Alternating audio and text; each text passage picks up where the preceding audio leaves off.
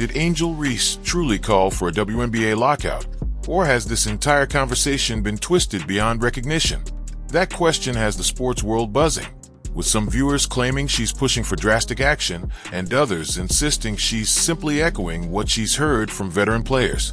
The frenzy began after a snippet from her podcast, Unapologetically Angel, made the rounds on social media. During a discussion with DJ Carrington, the topic shifted to WNBA salaries and whether the league's rising stars should receive higher compensation. Within hours, people online were proclaiming that Angel had threatened to withhold play if pay demands weren't met, and the buzz escalated quickly. Many fans took those headlines at face value, assuming she was the key figure behind a potential shutdown of league activities. However, the story is more nuanced than a single quote might suggest. Rewinding to the original podcast is crucial because context changes everything. DJ Carrington mentioned how younger players benefit from name, image, and likeness deals in a way that was impossible for previous generations of athletes. Angel responded by agreeing that women's basketball players deserve more financial support, noting how drastically things have changed in just a few short years. Then she made the statement that launched 1,000 hot takes. "I've been hearing, if y'all don't give us what we want, like we sit." Those final two words, "we sit," set social media ablaze.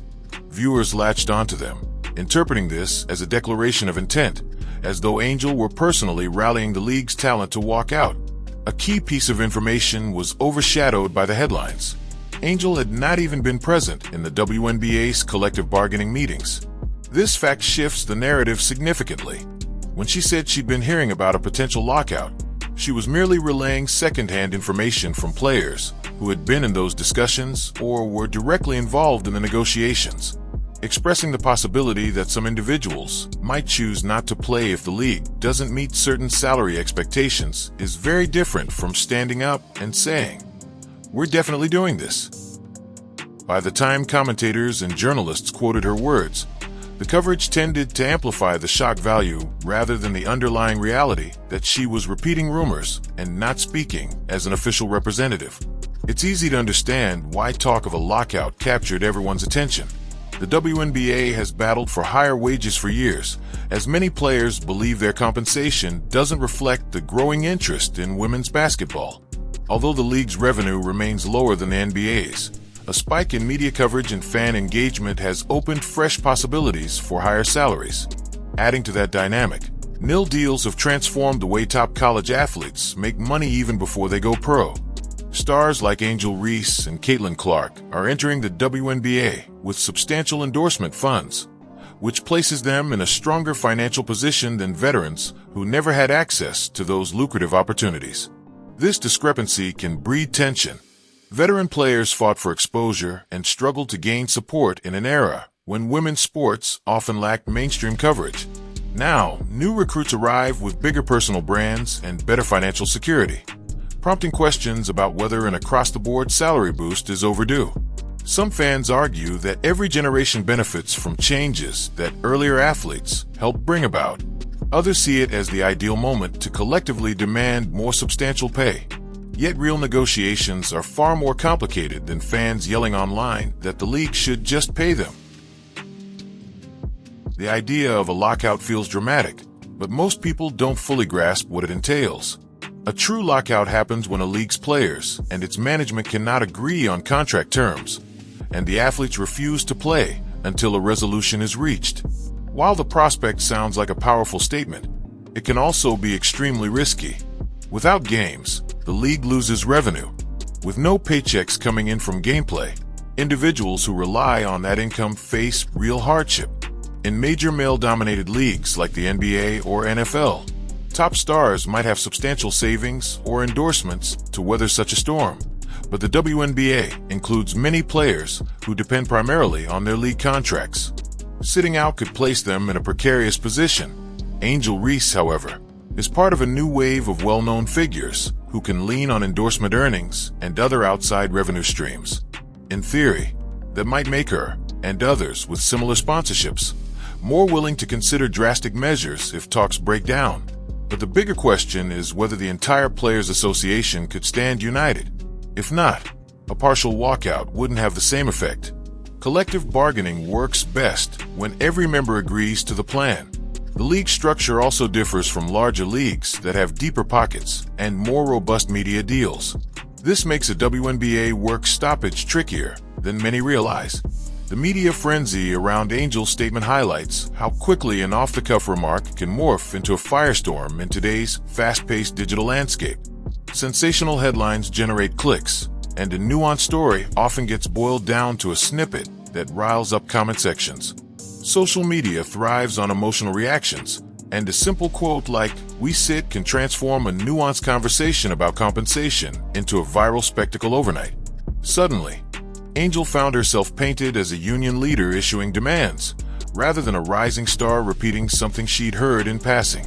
Ultimately, this situation may be a sign of things to come for the WNBA. As the league grows, players are increasingly vocal about their worth. They see how many eyes were on the NCAA women's tournament in the past few years.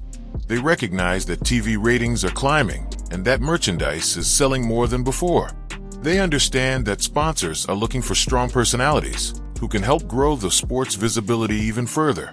All of these factors bolster their position when pushing for better salaries, especially as the audience demonstrates clear interest in women's basketball. However, that doesn't mean radical changes will happen overnight.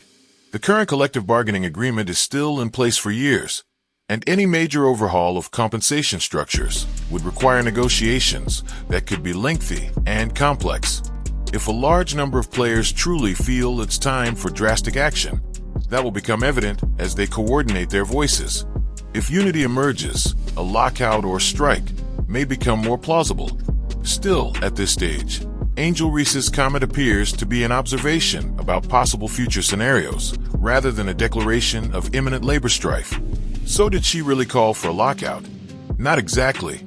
She repeated a rumor, sparking chatter about the WNBA's future. Though some media outlets framed it as a direct threat, a closer inspection reveals that she was simply passing along talk she'd heard. This mismatch between her intent and the public perception underscores how vital context is. Her remark also demonstrates that the WNBA, facing growing pains and a surge in popularity, sits at a crossroads where players want their compensation to reflect their growing star power. Fans should keep in mind that negotiations like these are intricate and won't be resolved by one headline, one podcast clip, or one viral tweet. At the end of the day, the real question is whether the league will adapt quickly enough to satisfy its most prominent personalities. If not, the seeds of discontent might grow until players unite behind something more concrete than hearsay. Whether you're on Team Angel or simply an observer of the sport, it's impossible to ignore the fact that women's basketball has never been more exciting. Yet with that excitement comes the pressure to balance rising expectations with the league's financial realities. It's a balancing act that leagues have faced for decades, and the WNBA is only now joining that conversation at full volume. Perhaps the biggest takeaway is that sound bites can be misleading. Angel Reese never flat out declared war on the WNBA. She simply echoed a possibility that, to some, might feel inevitable if compensation doesn't match the hype.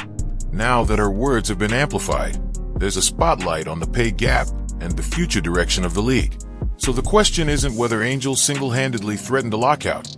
It's whether the WNBA is entering an era of intense negotiation where players command the same leverage their predecessors only dreamed of. The hype may be unstoppable, but the path to solutions is anything but straightforward.